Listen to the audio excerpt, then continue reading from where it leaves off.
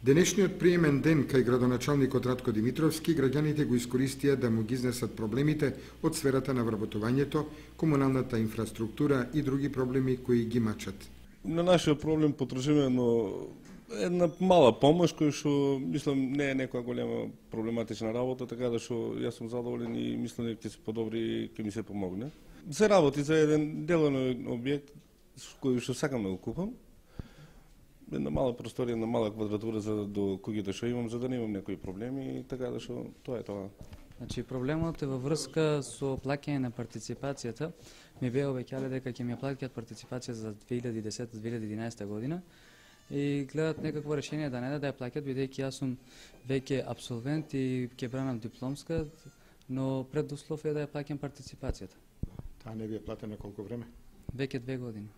Вие бевте избран за стипендијант на општината? Бев избран за стипендијат 2011-2012 година. Значи 2010-2011 беше ми обеќано дека нема да плаќам партиципацијата. Имате ли некаков договор со општината подпишан?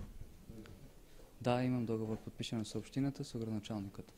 Градоначалникот Радко Димитровски ги сослуша граѓаните, а во изјавата за телевизија Кочани истакна. Вторникот е приемен ден за граѓаните на општината и разговараме за оние проблеми кои што ги тиштат нив, иако и формално, иако и другите денови разговараме за истите проблеми кои што ги имаме во општината.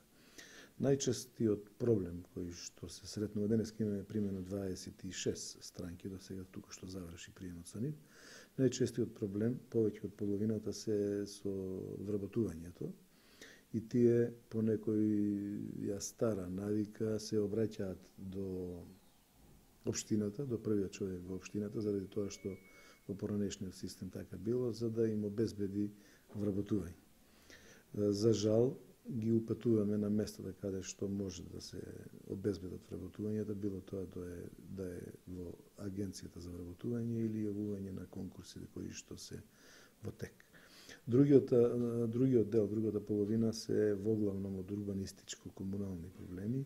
Имавме 2 странки од комунални проблеми, 3-4 странки од урбанистички проблеми, имотно-правни проблеми и социјални проблеми. Имаше еден карактеристичен случај да еден ученик во прво оделение не може да едноставно му е потребна помош за да го детето школува.